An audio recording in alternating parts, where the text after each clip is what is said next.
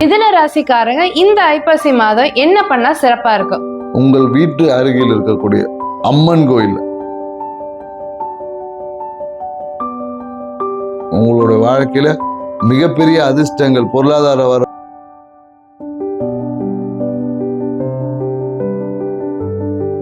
எஸ்என்ஸ் astro 2K நேரல் அனைவருக்கும் சுதா மோகனின் இனிய வணக்கம். நம்ம இன்னைக்கு எதை பத்தி பார்க்க போறோம்னா ஐப்பசி மாதத்திற்கான ராசி பலன். 12 ராசிக்காரங்களுக்கும் ஐப்பசி மாத ராசி பலன் எப்படி இருக்குன்றத பத்தி நம்ம மோசையா கிட்ட கேட்டு தெரிஞ்சுக்கலாம். எங்க சேனலை ஞாபகமா சப்ஸ்கிரைப் பண்ணுங்க, லைக் பண்ணுங்க, ஷேர் பண்ணுங்க. உங்களுக்கான ஜோதிடம், ஆன்மீகம் சார்ந்த டிப்ஸ் நிறைய வீடியோ எங்க சேனல்ல போட்டிருக்கோம், பார்த்து பயன்பெறுங்க. வாங்க வீடியோக்குள்ள போலாம். ஐப்பசி மாதம் பத்தி கொஞ்சம் ஸ்பெஷாலிட்டி என்னன்னு கொஞ்சம் சொல்லுங்க ஐயா. எஸ்என்ஸ் அஸ்ட்ரோ நேயர்கள் அனைவருக்கும் மோசஸின் இனிய வணக்கங்கள். இன்னைக்கு பார்க்க போற விஷயம் என்னன்னாக்கா ஐப்பசி மாதம். ஐப்பசி மாதம்னாவே பார்த்தீங்கன்னு வச்சுக்கங்களேன், குழந்தைகளுக்கு எல்லாமே ஒரு மகிழ்ச்சி வந்துடும். ஏன்னு வச்சுக்கங்களேன், நிறைய வீட்டில் பார்த்தீங்கன்னா இந்த காலகட்டத்தில் நிறைய பலகாரங்கள்லாம் செய்வாங்க. ஏன்னா ஐப்பசி மாதம் அமாவாசைன்றதை நம்ம தீபாவளி திருநாளான தீபாவளியை கொண்டாடுறோம், சரிங்களா? ஸோ இந்த தீபாவளி ஏன் இந்த மாதத்தில் கொண்டாடுறோம் அப்படின்னு பார்த்தீங்கன்னா, நரகாசுரனை வதம் செய்ததுனால நம்ம அதை கொண்டாட்டமாக தீபாவளி கொண்டாடுறோம் அப்படின்னு நம்ம சொல்கிறோம். மேலும் பார்த்தீங்கன்னா இந்த காலகட்டத்தில் நிறைய பார்த்தீங்கன்னா முறுக்கு, அதிரசம் அப்படின்னு பார்த்தீங்கன்னா நிறைய இந்த ஃப்ரைட் ஐட்டம், வறுத்த ஆயில் ஐட்டம் உணவுகளை பலகாரங்களை நம்ம பெரும்பாலும் சாப்பிடுவோம். இதுக்கு பின்னாடி இருக்கக்கூடிய அறிவியல் எப்படி இருக்குன்றத ஒரு சின்ன விஷய தகவலை மட்டும் பகிர்றோம். ஏன்னா நரகாசுரன் அப்படி நரகம் என்னாவே இங்க குறிப்பிடுவது என்னன்னாக்கா குளிர்ச்சி. நரகத்துல என்ன இருக்கும், எண்ணெய் சட்டில போட்டு வறுப்பா நமக்கு புராணங்கள் நிறைய நமக்கு சொல்லியிருப்பாங்க.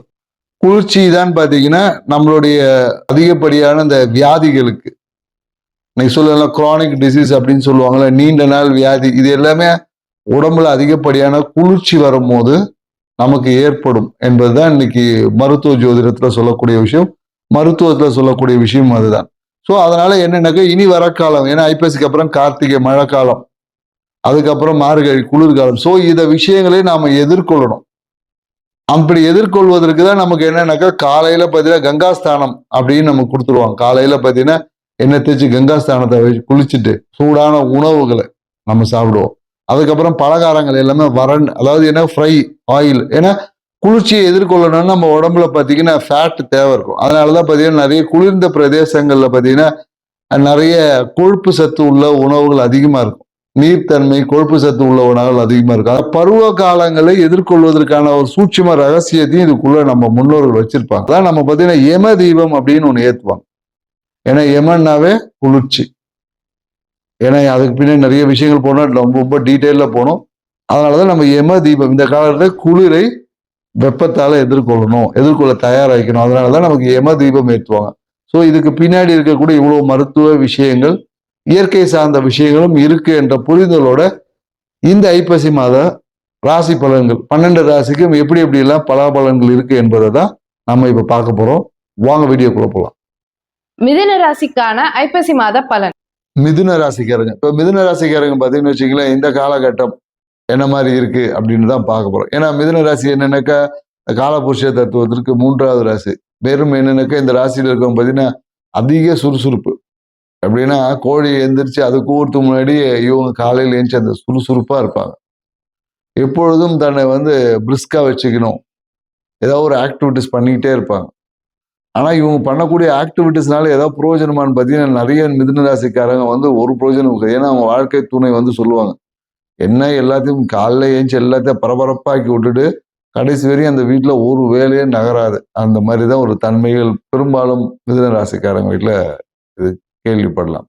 ஸோ இப்படி உள்ள மிதுன ராசிக்காரங்களுக்கு இந்த ஐப்பசி மாதம் என்ன மாதிரி பலன்களை கொடுக்க போதா? ஏன்னா ராசி அதிபதி பார்த்தீங்கன்னா புதன் பகவான் பார்த்தீங்கன்னா துலாத்துல இருந்து இந்த மாதத்துல பார்த்தீங்கன்னா மாதம் கொஞ்ச நாளுக்கு அப்புறமா விருச்சிகத்துக்கு போறாரு.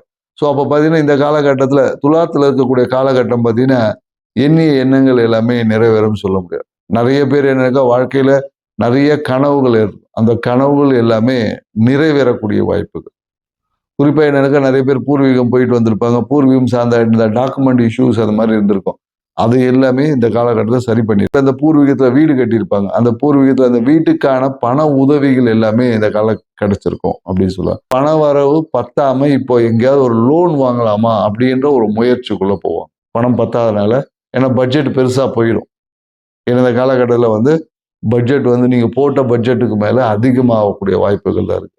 நீங்க ஒரு 40 லட்ச ரூபாய்க்கு போட்டிருந்தீங்கன்னா அது கண்டிப்பா ஒரு 60-70 லட்ச ரூபாய்க்கு டபுள் ஆகும். சில பேர் ட்ரிபிளா கூட ஆயிடும். ஏன்னா ஒரு வீடு கட்டலாம்னு ஐடியா பண்ணியிருப்பாங்க. உடனே யாராவது சொந்தக்காரன் வந்து, ஏன்பா கட்டுறதை கட்ட 2 ஃப்ளோரை கட்டி விட்டுட்டு போயிடு, கடனை வாங்கி கட்டிடு அப்படின்னு சொல்லுவோம். சொன்ன உடனே நம்மளும் என்ன பண்ணுவோம், ஆமா திருப்பி இடிச்சு கட்டணுமான்னு டக்குன்னு அடுத்த ஃப்ளோருக்கு பிளான் பண்ணி இப்படி பட்ஜெட் அதிகமாகக்கூடிய வாய்ப்புகள் இருக்கும். அதே போல என்னன்னாக்கா ஒரு சாதாரண ஒரு பைக் வாங்க போயிருப்பாங்க. எதுக்கு இந்த பைக்கு, காரை வாங்கிடலாம பேசாம, பைக் வாங்கிட்டு எதுக்கு காருனா 4 பேர் போலாமேன்னு சொல்லும்போது இந்த மாதிரியான விஷயங்கள் எல்லாமே இந்த காலகட்டத்தில் நிறைய வாய்ப்புகள் ஏற்பட்டு கடன் வாங்கக்கூடிய ஒரு சூழலை தள்ளிவிடுமானா கண்டிப்பா தள்ளி. கடன் வாங்கி சில பேருக்கு மன மகிழ்ச்சி, நிறைய பேருக்கு என்னங்க இந்த காலத்துல வேலைக்காக தேடக்கூடியவங்களுக்கு பார்த்தீங்கன்னா வேலை வாய்ப்புகள் கிடைப்பதற்கான வாய்ப்பு இருக்கு. வேலையில தொழில இருக்கிறவங்களுக்கு பார்த்தீங்கன்னா தொழில் ரீதியான ஒரு சின்ன ஒரு அழுத்தம் வந்து இருக்கும். தொழில வந்து எதிர்பார்த்த அந்த இலக்கை அடைய முடியாது, எதிர்பார்த்த விஷயம் அந்த டைம்ல நடக்காது. ஸோ அதனால என்னன்னாக்கா நிறைய பேருக்கு தொழில் சார்ந்த விஷயத்துல ஒரு சின்ன பாதிப்புகள் இருக்கும். அதே போல இந்த என்ஜினியரிங் தொழில் செய்யக்கூடியவங்களா இருந்தாலும் பார்த்தீங்கன்னா கண்டிப்பா அவங்களுக்கு தொழில் செய்யக்கூடிய விஷயத்துல பார்த்தீங்கன்னா இந்த எலக்ட்ரிக்கல் என்ஜின் அந்த சொல்லுவாங்கல்ல, அந்த மோட்டரு இல்லை இந்த என்ஜினியரிங் திங்ஸ் இது எல்லாம் பழுது அடைந்து அந்த ப்ராஃபிட்டை வந்து அச்சீவ் பண்ண முடியாத ஒரு சூழல்கள் எல்லாமே இந்த காலகட்டத்தில் ஏற்படும். மிஷினரிஸ் ப்ராப்ளம்ஸ்ன்னு சொல்லலாம். மிஷினரிஸ் வந்து ப்ராப்ளம் ஆகி பண்ணும். அதே வேலை செய்யக்கூடிய நிறைய பேருக்கு என்னக்கா வேலையில் தொழிலில் செஞ்சுட்டு அவங்களுக்கு அந்த பண வரவுகள் வராமல் இருந்திருக்கும். அந்த பண வரவுலாம் இந்த காலகட்டத்தில் வந்துடும். இப்போ வேலை செய்து தொழிலில் பிஎஃப் காசு இல்லை இந்த மாதிரி ஏதாவது வேலையில் இருக்கக்கூடிய வரக்கூடிய இன்சென்டிவ்ஸு சில பேருக்கு பிளாக் ஆகிருக்கும். அந்த மாதிரி தொழிலில் வரக்கூடிய ஏற்கனவே பெண்டிங்கான பேமெண்ட் எல்லாமே இருக்கும். புதிய அந்த லாபங்கள் வருவதற்கு, புதிய அந்த இலக்கை அடைவதற்கு இந்த மாதிரியான சிறிய பிரச்சனைகள் என்பது இருக்கும். அதே போல் என்னென்னாக்கா இந்த காலகட்டத்தில் தம்பி தங்கை அந்த உறவுகள் வழியாக இந்த வீடு கட்டுறது, வாகனத்துக்கு பண உதவியெல்லாம் செய்வாங்க.